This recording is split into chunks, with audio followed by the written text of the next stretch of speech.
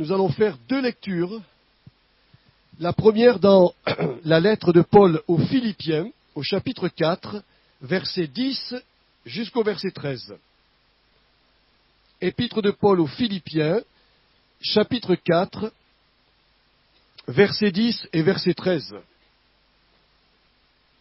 J'ai éprouvé une grande joie dans le Seigneur, de ce que vous avez pu en faire renouveler l'expression de vos sentiments pour moi. Vous y pensiez bien, mais l'occasion vous manquait.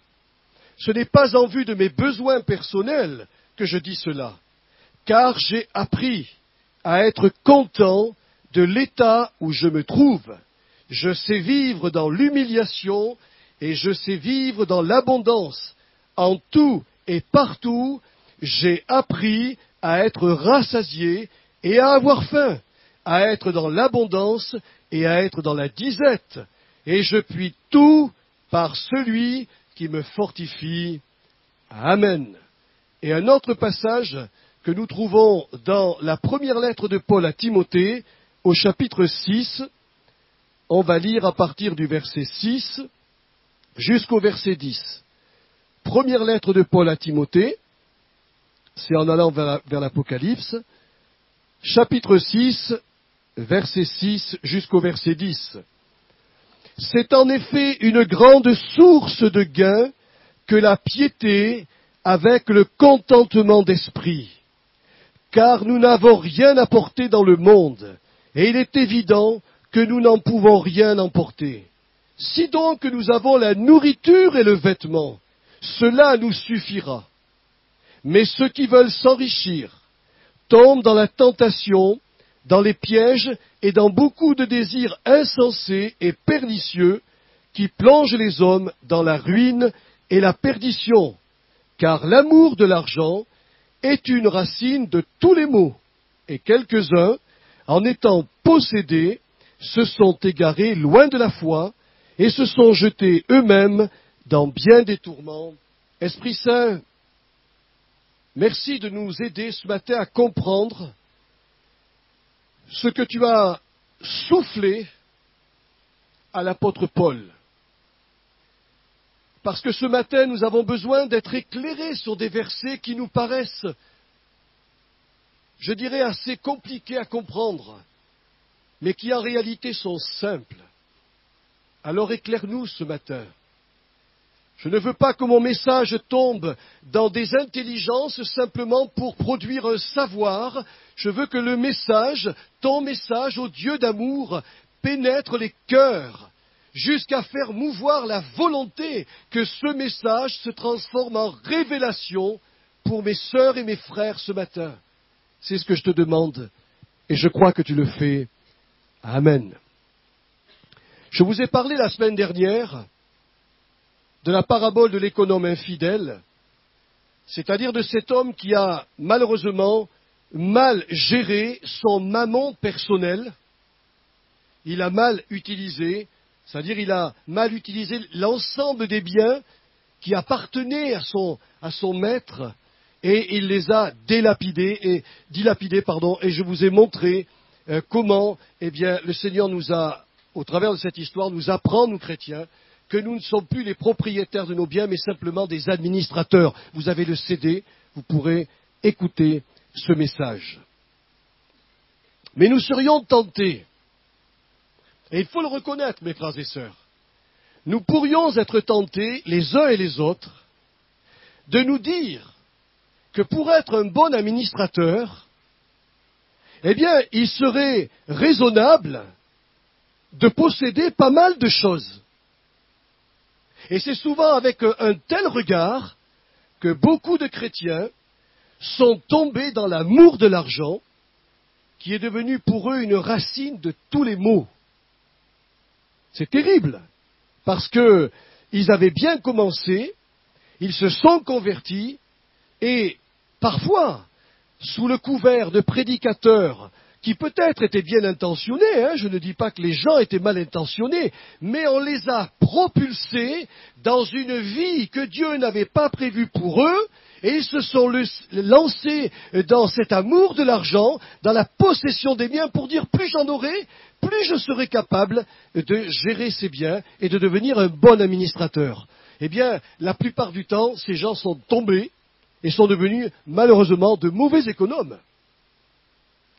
Alors c'est un slogan qui est faux, parce que la plupart des gens qui sont tombés dans cet amour de l'argent, eh bien, ont rencontré deux sœurs qui s'appellent la cupidité et l'avarice, et sont devenues un petit peu semblables aux sœurs de la sangsue. Vous savez, dans les Proverbes 30-15, où elles ont qu'un slogan à la bouche, donne, donne, donne, donne, donne. Voilà. C'est terrible. Parce que si je n'ai que ce slogan dans ma bouche, que j'oublie moi de donner pour qu'il me soit rendu, eh bien, je vais devenir un cupide, un avare, je vais regarder mes comptes en banque, mes biens, je vais faire comme cet homme et dire « Oh, mon âme, repose-toi » et je vais devenir un insensé. Pour éviter de tomber dans ce piège fatal, nous devons savoir au moins deux choses.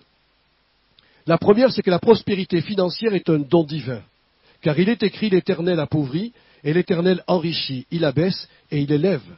Et David de rajouter « c'est de toi, ô Éternel, que viennent les richesses et la gloire ». Je crois honnêtement que dans son immense sagesse, Dieu a prévu que certaines personnes soient aisées et d'autres moins aisées. Et ce n'est pas une disparité, je dirais, capricieuse dans le cœur de Dieu. C'est qu'il y a des gens, il faut le remarquer, vous leur donnez de l'argent, ils sont incapables de le gérer. Cet argent peut les tuer. Et Dieu est sage. Il faut être élevé dans les palais des princes pour gérer des fortunes et être humble avec ces fortunes. Les gens qui jouent au loto, qui jouent surtout au super loto européen, quand je vois les chiffres, ça me donne le vertige. Mais qu'est-ce qu'ils vont devenir ces gens s'ils gagnent ça? Une émission de télévision est passée il n'y a pas si longtemps et on a montré que très peu de gens qui avaient gagné avaient réussi à être sages et modérés. La plupart ont divorcé, se sont ruinés et sont devenus vraiment des êtres très malheureux. Vous savez, le succès et la gloire, je me pose la question, je me demande si vraiment cela est fait pour l'homme. C'est-à-dire pour l'homme sans Dieu. Parce que tous ceux que j'ai connus, moi, de ma génération, des 68 arts, sont au cimetière. C'était des chanteurs de renom. On était bouche bée devant eux. On les aimait, mais ils se piquaient, ils se droguaient, ils avaient de l'alcool et ils sont morts à 30 ans, 35 ans, 40 ans. La gloire les a tués. Elvis Presley, dont je crois vraiment que la fin de sa vie a été beaucoup plus positive que son commencement, puisqu'il semble qu'il soit revenu au Seigneur, était destiné à chanter dans l'église, était destiné à un ministère de prédicateur. Puis un jour, on l'a entendu chanter et on te l'a propulsé comme le king. Jamais cet homme a été aussi malheureux que le jour où il est devenu le king.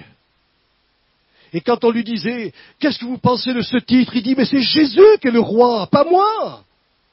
Et quand il entonnait des chansons à la gloire de Dieu, des gospels à la gloire de Dieu, mais il avait une voix qui vous faisait trembler, et vous pouviez vous convertir sur ces chansons. Il est mort lamentablement devant son lavabo, avec sa Bible ouverte, bouffi, mais certainement étant revenu à Dieu.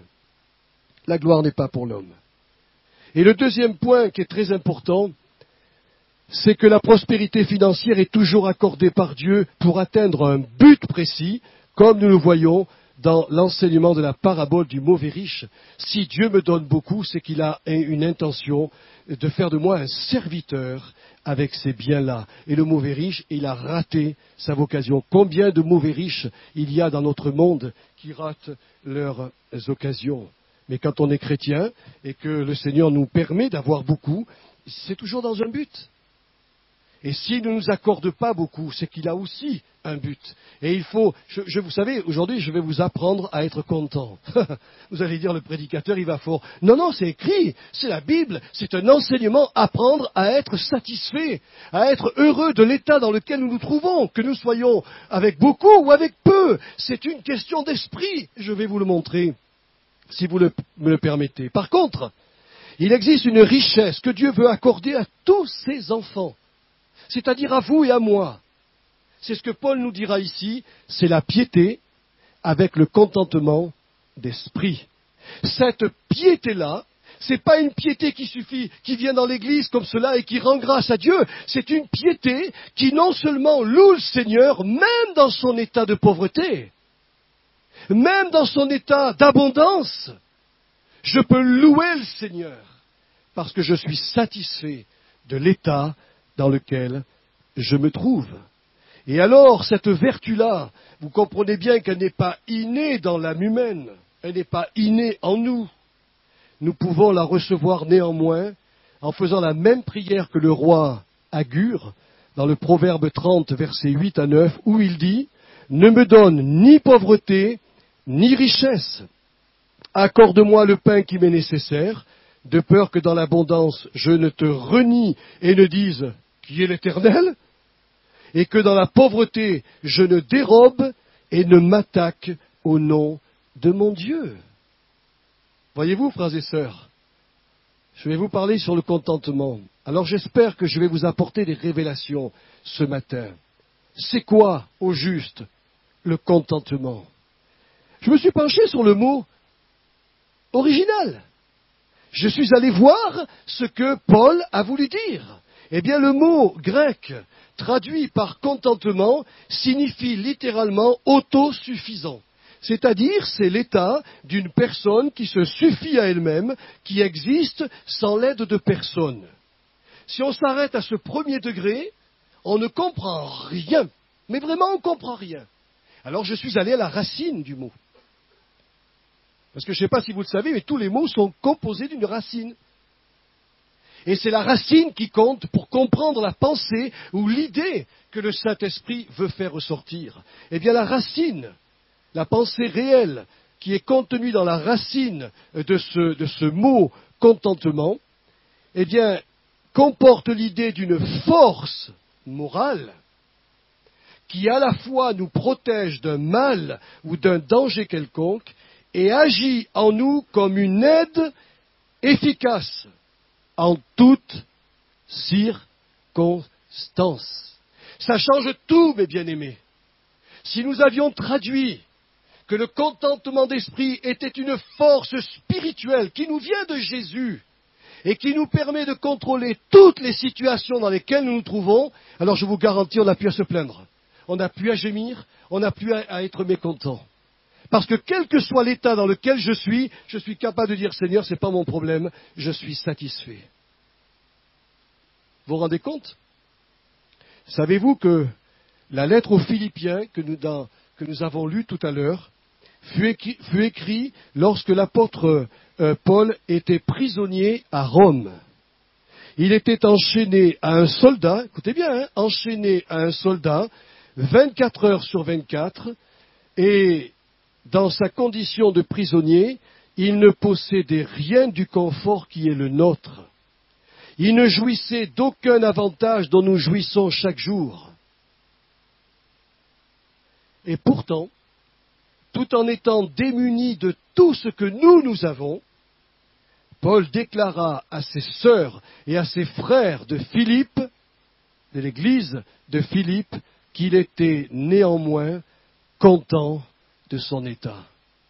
Vous vous rendez compte, mes frères et sœurs, par cette force morale qui habitait l'apôtre, Paul savait maîtriser toutes les situations et toutes les difficultés de la vie. C'est par cette force qu'il fut capable, après avoir été roué de coups, enchaîné dans un cachot, de chanter et de louer les louanges du Seigneur au sein de sa situation. Pourquoi? Et je voudrais bien que vous compreniez ce que je vais vous dire ce matin. Ce n'étaient plus les circonstances qui dominaient la vie de Paul, mais c'est lui qui dominait toutes les circonstances contraires, car il savait, et vous devez le savoir, que Dieu a fait aussi bien le jour du bonheur que le jour du malheur. C'est écrit dans l'Ecclésiaste 7, verset 14. Est-ce que nous aurions fait la même chose ? Prendre des baffes, recevoir des coups de poing, être enchaîné dans un cachot où ça pue, où il y a des rats, et de dire Seigneur, que ton nom soit béni, merci d'être jugé digne, d'être frappé pour Jésus. Il savait qu'il avait en lui une force, cette force qui maîtrisait les circonstances. Il faut que nous, chrétiens du XXIe siècle, dans les temps difficiles dans lesquels nous allons rentrer, que nous ayons la même force que Paul, pour dire au Seigneur, je suis heureux. J'ai peu aujourd'hui, je suis heureux, je suis heureuse. Demain j'ai plus, alléluia, je suis heureux. C'est ce que Jean-Baptiste a demandé d'ailleurs à tous ceux qui venaient se faire baptiser par lui. Qu'est-ce qu'il leur a dit ? Il leur a dit, recherchez le véritable grand secret de la piété. Il dira aux soldats qui lui demandèrent, et nous, que devons-nous faire ? Il leur répondit, ne commettez ni extorsion, ni fraude envers personne, et contentez-vous de votre solde. Ah, je ne dois pas être l'ami en ce moment de ceux qui prêchent la prospérité. Ils doivent se dire, ce gaillard-là, mais qu'est-ce qu'il nous fait là ? Il nous coupe l'herbe sous les pieds. C'est la Bible qui le dit, moi je ne fais que prêcher ce que dit l'Écriture. L'auteur de la lettre aux Hébreux va même donner ce conseil aux Juifs convertis. Ne vous livrez pas à l'amour de l'argent, contentez-vous de ce que vous avez, car Dieu lui-même a dit, je ne te délaisserai point et je ne t'abandonnerai point. Quand on lit, quand on fait du grec, quand on va au sens, je dirais, du véritable sens biblique, on s'aperçoit que Dieu dit, il n'est absolument pas possible, il n'en est absolument pas question que je te délaisse. Pourquoi tant de chrétiens sont toujours dans le tourment pour les problèmes dans lesquels ils vivent, dans les soucis de demain, de l'argent et des biens. Est-ce qu'un soldat qui va à l'armée, je vous le demande, est-ce qu'un soldat qui va à l'armée, il va dire au colonel quand il va le rencontrer, écoutez, je veux bien mettre le short de l'armée, mais je veux mon Walkman, hein, je veux mon iPad, je veux mon ordinateur. Il lui dira, mon gars, tu abandonnes tout et tu viens te revêtir du costume de l'armée et tu vas te soumettre aux lois de l'armée. Là, on revient encore à nos deux lièvres. Il faut savoir ce qu'on veut. Je suis persuadé, ne voyez pas dans mes propos un jugement sur vous, frères et sœurs. Il n'y a aucun jugement, mais je suis convaincu que le manque de consécration de la plupart des chrétiens dans l'ensemble de l'Église du Christ provient de ce problème-là. Ils sont préoccupés par autre chose. Ils sont insatisfaits, ils ne sont pas contents. Ils ne peuvent pas servir le Seigneur, puisqu'ils ont toujours l'esprit préoccupé. La vertu du contentement est donc le secret qui nous permettra de tenir bon dans les circonstances les plus dures, de supporter les épreuves ou la maladie lorsque la guérison tarde à venir, d'endurer les mauvais traitements, les moqueries, les privations ou les situations peu valorisantes comme la pauvreté, le petit budget financier, un travail non valorisant, les inégalités sociales ou encore gérer des situations compliquées dans notre entourage familial difficile. Cette force va me permettre de gérer tout, absolument tout. Et Paul le dira, cette force, c'est pas moi qui l'ai. Je puis tout par celui qui me rend fort. Il était en rapport et en communion avec le Seigneur. Mais permettez-moi de vous dire, avant de vous donner juste deux idées comment vraiment développer cette vertu du contentement dans notre vie, que nous ne devons pas confondre le contentement avec l'indifférence, comme l'enseignaient les stoïciens de l'époque. Lorsque l'apôtre Paul a rencontré ces philosophes grec, il s'est trouvé face à un problème, parce qu'ils partageaient un peu ce que Paul disait au sujet du contentement, mais leur manière de faire était totalement différente de l'Évangile. Vous savez comment réagissaient les stoïciens? Ils disaient que rien de l'extérieur ne devait nous tracasser. Alors ces gens, face à un problème, à une difficulté, à une maladie, voire même à la mort d'un de leurs proches, ils avaient appris à confesser « cela m'est égal ». Au tout début, ils cassaient une tasse et ils enseignaient à leurs disciples « la tasse est cassée, dites ça m'est égal ». Après, ils prenaient un plat qui avait une certaine valeur et ils le cassaient et ils disaient à leurs disciples « dites ça m'est égal ». Et alors petit à petit, ils en sont venus à affronter tous les problèmes de la vie avec ce slogan « ça m'est égal ». Ta femme est morte, ça m'est égal. Ton enfant est mort, ça m'est égal. Ils se trouvaient ainsi détachés de toutes les émotions de compassion. C'est pas ça l'évangile. C'est pas ce que Paul nous enseigne ici. Leur attitude était en totale contradiction avec les enseignements bibliques. Le contentement que préconise la Bible n'est pas une vertu qui nie la réalité des faits difficiles, ni ne réprime les sentiments douloureux qu'ils engendrent. Non, non, cette vertu qui agit en nous comme une force morale est capable de dominer, comme je vous l'ai dit tout à l'heure, toutes les situations, les bonnes comme les mauvaises, et même de les utiliser à notre avantage. Il y a un passage que je n'avais jamais compris, mais qui aujourd'hui devient lumière dans mon cœur. Je vais vous le lire. Il est écrit dans l'Ecclésiaste 7, verset 3. « Car même avec un visage triste, à cause de tous les fardeaux de la vie que nous pouvons rencontrer, le cœur peut être content. » Mes frères et sœurs, quand on dit à un chrétien qui tire un visage de 3 kilomètres, « Sois content », il va dire « Ah ben toi t'es gonflé ». Mais bien sûr, je peux être compatissant que tu souffres dans la situation dans laquelle tu te trouves, mais ton cœur doit être satisfait, même de l'état dans lequel tu es, parce que Dieu a fait les 2 jours, le bonheur comme le malheur, et il peut faire passer l'un à l'autre.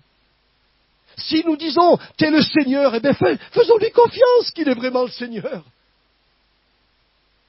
J'ai commencé comme plombier. Puis mon pasteur m'a dit « T'es un bon plombier. Ça serait bien que tu deviennes un artisan plombier. » Je suis devenu un artisan plombier. Et après, le Seigneur m'a dit « Je peux te faire devenir un artisan pasteur. » Je dis « Ok Seigneur, je suis passé artisan pasteur. » Et un jour, à l'école biblique, il ouvre mon esprit, il m'a dit « Je vais faire de toi un artisan docteur de ma parole. » Waouh! Je dis « Seigneur, moi j'ai pas d'instruction. » Il m'a dit « C'est pas un problème ça. Si moi je te revêts de ma force et de ma puissance, je vais t'aider pour que tu puisses apprendre ma parole et la retransmettre. » Et c'est ainsi, vous voyez, que j'ai commencé petit pour arriver où j'en suis aujourd'hui et à être responsable d'une communauté. J'ai toujours été heureux de l'état dans lequel je me trouvais. Et ça, c'est une grâce, frères et sœurs. C'est une grâce. Alors, comment acquérir le contentement? C'est que il vaut mieux lancer la bombe et après expliquer comment il faut faire. Hein. Après ce que nous venons de dire, nous sommes en droit de nous demander comment posséder cette force morale du contentement qui animait l'apôtre Paul. Devons-nous demander l'imposition au pasteur? Devons-nous méditer pendant des heures, comme font les yogis? Devons-nous nous plier à quelques méthodes psychologiques, comme on le préconise aujourd'hui, même dans le monde chrétien? Non! Rien de cela n'est nécessaire. Il nous faut tout simplement être formés par le Seigneur. Écoutez ce que Paul a dit. Je vous l'ai lu tout à l'heure dans les Philippiens. J'ai appris, dit Paul, à vivre dans la pauvreté aussi bien que dans l'abondance. Chose étonnante, frères et sœurs. Le verbe qu'il emploie ici, le verbe apprendre, qu'il utilise dans ce passage, n'a rien à voir avec une connaissance cognitive acquise dans les livres ou apprise au pied d'un professeur. Le mot qu'il emploie ici signifie littéralement être initié au mystère de la piété. C'était un mot qui était réservé pour ceux qui se trouvaient dans les religions à mystère. Et que l'on disait, nous allons vous initier au mystère, un peu comme quand les gens rentrent dans la franc-maçonnerie. on les initie à la franc-maçonnerie ou à d'autres sectes. Hein, on va les initier. Eh bien là, ici, l'apôtre dit, j'ai appris. C'est-à-dire que dans la piété chrétienne, il y a une initiation de Dieu. Je vais apprendre. Et Paul a appris. Comment a-t-il appris les choses? Comment a-t-il appris le contentement? Mais par tout ce qu'il a souffert. Mais oui, mes frères et sœurs. Seule la parole de Dieu et seul l'Esprit Saint sont à mesure de nous former à cette connaissance. Alors, premièrement, le contentement d'esprit s'acquiert. Alors, j'espère que vous n'allez pas m'en vouloir, hein, une fois que je vais vous avoir annoncé ça, mais je vais l'étayer avec la parole de Dieu. Le contentement, premièrement, le contentement d'esprit s'acquiert quand nous acceptons ce que Dieu nous donne et que nous renonçons à tout le reste. C'est fou ce que je vous dis, mais c'est entièrement biblique, car il dit, l'apôtre, car nous n'avons rien apporté dans le monde, et il est évident que nous n'en pouvons rien apporter. Si donc nous avons la nourriture et le vêtement, cela nous suffira. Or, comment, mes frères et sœurs, les chrétiens pourront-ils être satisfaits de leur sort si on ne cesse de leur dire que Jésus est venu dans ce monde pour les rendre riches, puissants et en bonne santé? Comment être satisfait si vous entendez à longueur d'année des messages qui vous disent « Christ est venu pour que vous soyez riches, puissants et en bonne santé ». Comment voulez-vous être content tant que vous n'êtes pas riche, tant que vous n'êtes pas puissant et tant que vous n'êtes pas en bonne santé? Excusez-moi, c'est en contradiction avec ce que Paul annonce. Comment voulez-vous être satisfait? Moi, j'étais dans mon fauteuil et je criais « 8 000 francs, descends sur moi !» Ma femme me disait, mais t'es fou. Mais qu'est-ce que tu fais? C'est pas en accord avec la Bible. Dieu pourvoira à nos besoins. C'est un grand Seigneur. Je lui disais, femme, tais-toi. Le diable parle par ta bouche. Mais oui, je l'ai fait pleurer, ma bien-aimée. Je l'ai fait pleurer. J'étais dans les ténèbres. Jusqu'au jour où Christ m'a montré que je me trompais. J'ai déchiré les livres qui me conduisaient vers cette soi-disant fausse prospérité. Je suis revenu à l'Écriture et après, je disais, Seigneur, merci pour ce que j'ai. Et il y a des mois, nous avions très peu, merci Seigneur. Il y a des mois, nous avions plus, merci Seigneur. Et on a appris, eh oui, on a appris, au travers de toutes les circonstances difficiles, à être satisfaits de l'état dans lequel nous nous trouvions. Comment pourront-ils aussi, nos braves chrétiens, exercer la force du contentement si on ne cesse de leur dire, comme je l'entends souvent, que la souffrance est uniquement l'œuvre de Satan et que l'on doit systématiquement la rejeter? Comment voulez-vous faire si on dit cela aux chrétiens? Alors pourquoi donc est-il écrit que Jésus-Christ, bien qu'il fût le Fils de Dieu, a appris l'obéissance par les choses qu'il a souffertes? Pourquoi avoir écrit cela?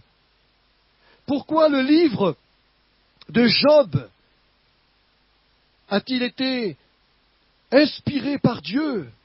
Sinon pour nous instruire que Dieu se sert même de la souffrance pour avertir les hommes et les ramener à lui. Imaginez que nous ne puissions jamais rien ressentir de la gangrène et que le matin, paf, notre bras tombe par terre, sans avoir eu une douleur. Et parfois le Seigneur voit des enfants de Dieu tellement têtus, tellement obtus, tellement fermés, qu'il est obligé de les titiller par la douleur. Pourquoi je vous dis ça? Un jour, quelqu'un m'a dit, mais pourquoi tu peux dire que la souffrance, nous la ressentons parce que Dieu veut qu'on la ressente? Je lui ai dit, est-ce que tu as lu dans la Bible que le Saint-Esprit, on doit cesser de le faire pleurer? Mais il me dit, oui, je l'ai lu. C'est écrit dans Éphésiens, au chapitre 4. Je lui ai dit, quand il pleure, comment tu sais qu'il pleure? Simplement parce que tes émotions sont bouleversées. Si le Saint-Esprit est uni à nous, s'il est uni dans notre être, s'il est mélangé à notre personne, quand il pleure, je suis attristé. Quand il est dans la joie, je suis dans la joie. Si vous êtes vraiment des enfants de Dieu, faites attention à vos états d'âme. Certainement que le Seigneur a envie de vous parler et vous montrer quel est l'état d'âme du Saint-Esprit. Voyez-vous, frères et sœurs, combien de prédicateurs n'ont vu que dans la prospérité que Jean a souhaité à Gaius, qu'une doctrine concernant l'argent et les biens matériels, alors que cette prospérité recouvre l'ensemble de la vie personnelle de Gaius?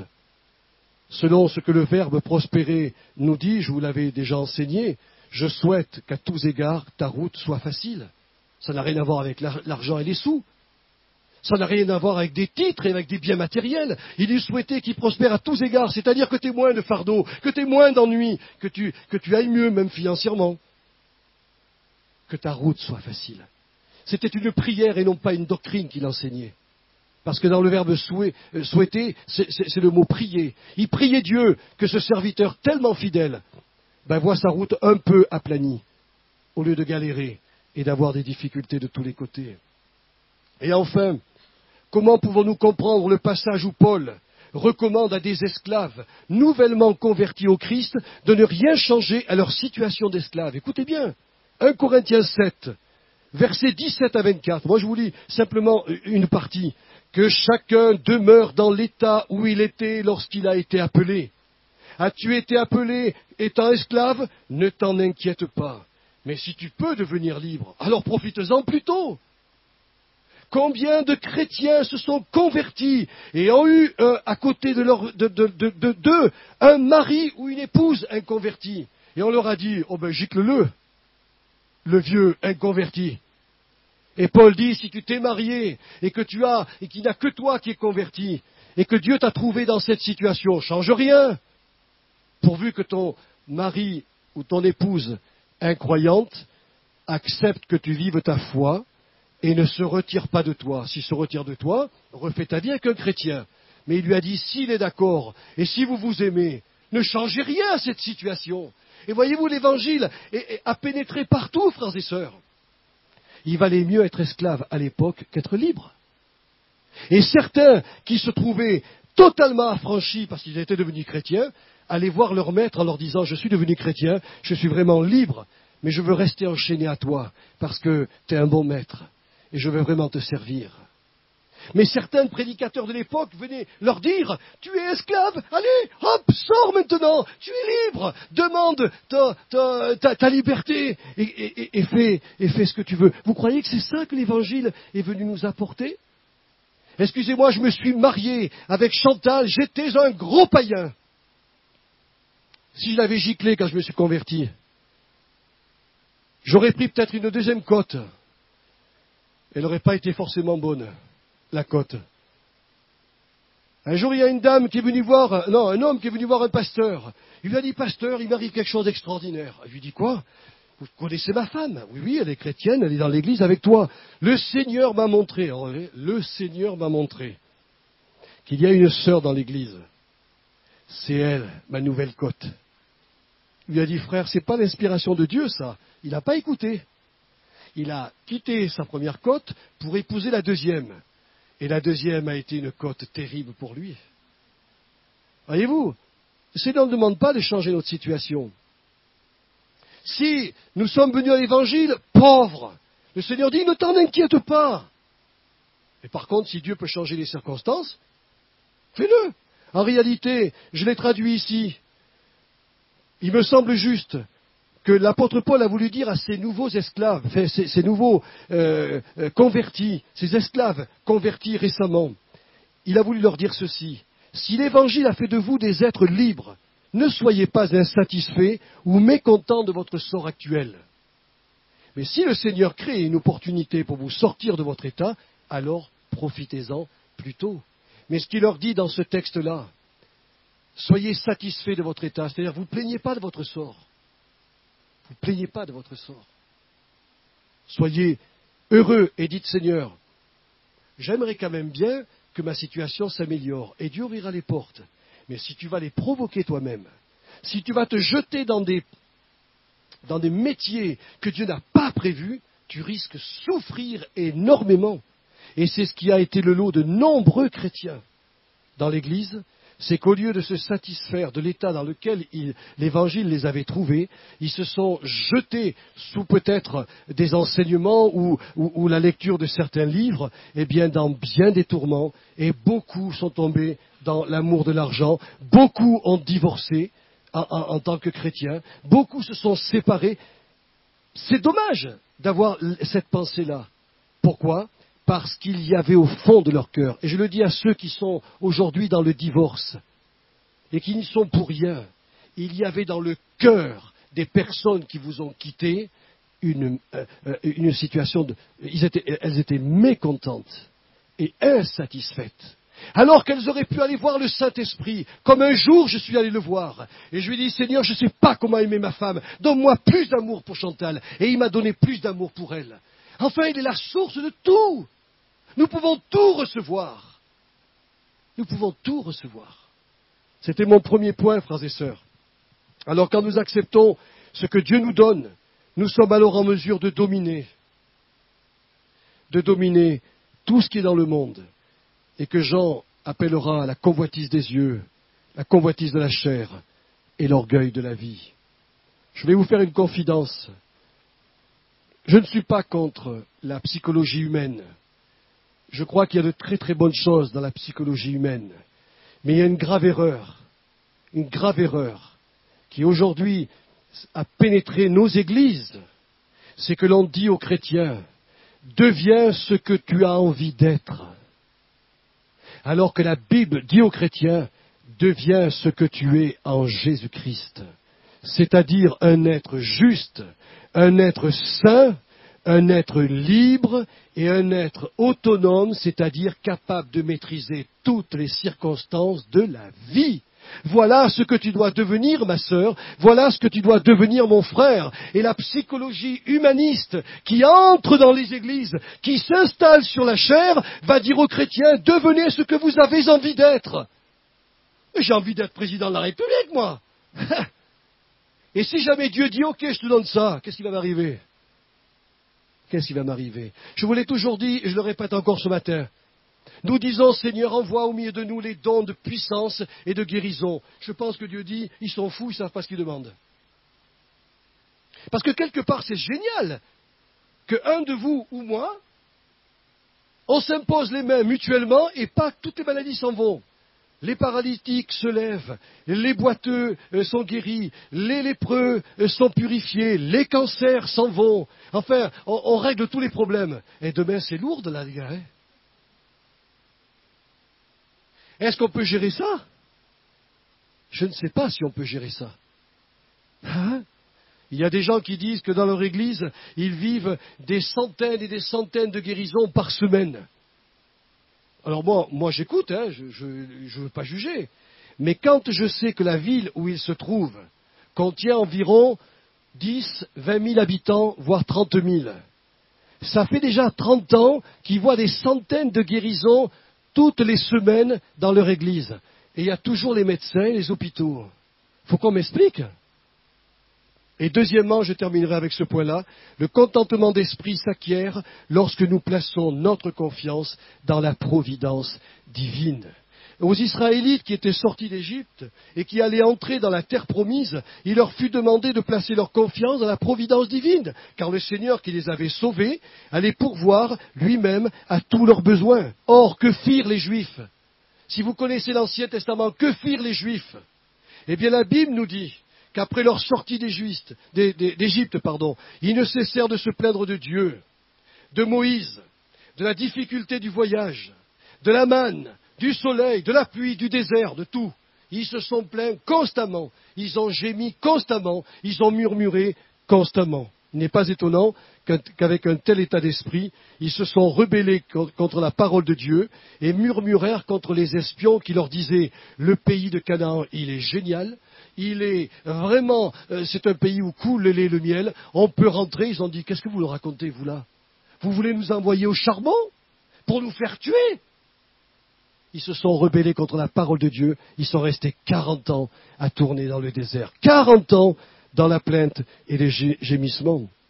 Or, nous, chrétiens de la Nouvelle Alliance, nous devons tenir compte de leurs expériences et ne pas succomber à l'insatisfaction, aux gémissements et aux plaintes en fonction de notre état dans lequel nous nous trouvons. Ce que Dieu demandait aux Israélites, c'était en réalité de s'appuyer sur sa providence pour la satisfaction de tous leurs besoins quotidiens, aussi bien besoins matériels et besoins personnels.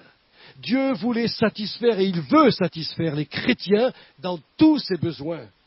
Tout à l'heure, lorsqu'on priait, je redisais à mes frères et mes sœurs qui étaient avec moi que la prière où cet homme vient frapper à la porte de son ami, juste avant, un disciple avait demandé à Jésus, enseigne-nous à prier. Il leur a dit 3 choses.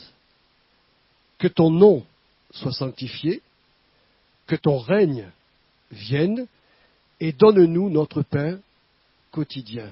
Qu'est-ce que fait cet homme? Il vient frapper pour demander ces 3 choses. Ces 3 pains. Dieu veut que son règne descende sur la terre, que les hommes se convertissent. Il veut que son nom soit sanctifié, mais il veut que son règne s'installe dans le cœur des hommes, et il veut satisfaire à tous leurs besoins. Mais c'est lui qui veut le faire. C'est lui, et personne d'autre. Les Israélites voulaient expérimenter en réalité un miracle quotidien, journalier, d'où leurs plaintes et leur mécontentement. Nous retrouvons malheureusement le même travers dans l'Église du Christ, où l'on exhorte les chrétiens contemporains à vivre chaque jour un miracle, au lieu de s'attendre chaque jour à l'intervention souveraine de leur Dieu. Je suis persuadé personnellement que les plaintes et les mécontentements naissent quand nous, chrétiens, nous ne savons pas faire la différence entre le mot miracle et le mot providence. J'ai noté ceci. Les meilleurs commentateurs de la Bible disent que le miracle est une intervention divine qui échappe aux lois naturelles, c'est-à-dire qui outrepasse les lois naturelles. Quand Dieu fait un miracle au milieu de nous, il va au-delà des lois qu'il a instaurées pour faire un miracle. Ça, c'est le miracle. Mais, mes frères et sœurs, son action providentielle est une œuvre qui s'effectue dans le cadre de ces lois naturelles et consiste à orchestrer des millions d'événements ordinaires pour accomplir ses desseins. Eh bien, je peux vous dire qu'à 99%, notre Dieu œuvre parmi vous d'une manière providentielle. Il va toucher telle personne, il va permettre qu'une porte s'ouvre ici, il va arranger des circonstances lui-même. Les Israélites n'avaient pas compris cela. Ils avaient connu les miracles de l'Égypte. Ils voulaient, dans le désert, vivre toujours le miracle, toujours la manne, toujours les choses comme ça. Ils voulaient qu'à chaque fois qu'ils avaient envie de quelque chose, un miracle se produise. Et Dieu leur a dit non. Non, je ne renouvellerai pas les miracles d'Égypte. C'est unique dans l'histoire. Et par contre, moi qui suis Dieu, je vais arranger les événements et les circonstances de notre vie, de votre vie, afin que vous ne manquiez de rien. Tout concourt au bien de ceux qui aiment Dieu, nous dit la parole du Seigneur. Alors, voyez-vous, mes frères et sœurs, c'est pourquoi Paul n'a jamais été insatisfait et mécontent de son sort, car il avait appris à maîtriser aussi bien les temps de disette que les temps d'abondance. Par la force que lui communiquait son Seigneur, il contrôlait toutes les circonstances de la vie, parce qu'il vivait selon cette promesse écrite dans le psaume 37, verset 5, « Recommande ton sort à l'Éternel, mets en lui ta confiance, et il agira. » Recommande ton sort, quel que soit ton sort, à l'Éternel. Tu as le droit de lui dire, « Seigneur, mon sort, il n'est pas très glorieux. » Mets en lui ta confiance dans sa providence. Agis, obéis-lui, et il agira. Lui, il agira pour toi. Alors comment fonctionne la force du contentement? Je terminerai avec ça ce matin. Eh bien, je trouve que la pensée de John MacArthur donne une très très bonne idée. Il dit, savez-vous comment fonctionne un stimulateur cardiaque? Il dit, prenant le relais quand le cœur auquel il est relié se met à mal fonctionner, il le soutient en lui fournissant une énergie venue d'une source extérieure. Comme croyants, nous disposons d'un réservoir de puissance spirituelle qui se met en marche quand nos ressources sont épuisées. Après avoir galéré dans la précarité financière, après avoir marché dans la vallée de l'ombre de la mort, après être trouvé au pied du mur, au bord du précipice, dans l'incapacité de régler nos problèmes, d'éliminer un conflit, d'améliorer notre vie conjugale, de discipliner nos enfants, de changer notre condition de travail ou de combattre la maladie qui ronge notre corps, c'est alors que nous nous tournons vers le Seigneur et expérimentons sa force toute puissante qui nous rend capables de maîtriser toutes les situations et qui nous permet de dire « Je puis tout par celui qui me fortifie ». Alors, au lieu de perdre notre temps et notre énergie dans des plaintes, dans des gémissements, parce que nous sommes insatisfaits de notre vie actuelle, eh bien, changeons le fusil d'épaule. Allons vers le Seigneur, prenons sa force et disons-lui, Seigneur, Seigneur, oui, c'est vrai que je voudrais changer de situation, mais à l'heure actuelle, tu m'as donné cette vie-là, je te loue, Seigneur. Je t'exalte, je suis satisfait et content. Cela ne m'empêchera pas de te servir. Je vais te louer et te servir à fond dans ma situation. Mais Seigneur, par ta providence, merveilleuse providence, ne voudrais-tu pas changer un peu cette situation? Me donner par exemple un travail à plein temps, un salaire décent, faire en sorte que je n'ai plus trop de conflits dans mon foyer, que je m'entends mieux avec mes enfants, que j'ai de meilleurs rapports avec les chrétiens, meilleurs rapports avec mon pasteur, avec l'Église. Seigneur, aide-moi, ouvre les portes. Mais Seigneur, je ne veux pas attendre que tu changes ma situation. Je veux être satisfait maintenant, maintenant et encore maintenant. Que son nom soit béni. J'espère que vous avez compris. Et je demande au Saint-Esprit vraiment qu'il vous aide ce matin à mettre ce message en pratique. Seigneur, Esprit Saint, nous avons demandé au début que tu fasses pénétrer ce message au fond de nos cœurs. Maintenant, je voudrais te demander que tu nous aides, Seigneur, à l'assimiler et à le vivre, afin que, Seigneur, nous soyons plus des gens mécontents, plus des gens insatisfaits de notre sort, qu'on ne tombe pas dans la résignation ni dans l'indifférence, comme nous l'avons vu tout à l'heure, mais que nous allions vers toi, et que nous soyons revêtus de cette force morale qui nous permettra de contrôler les circonstances bonnes ou moins bonnes, parce que, Seigneur, ce ne sont pas les circonstances qui doivent déterminer notre joie ou notre consécration. Aide-nous, Esprit Saint, à réaliser cela et surtout à le vivre. Je prie pour mes sœurs et mes frères et je prie pour tous ceux qui entendront ce message afin qu'ils soient secourus et que mes bien-aimés puissent dire, comme Paul l'a dit, « Je puis tout par celui qui me fortifie. » Amen.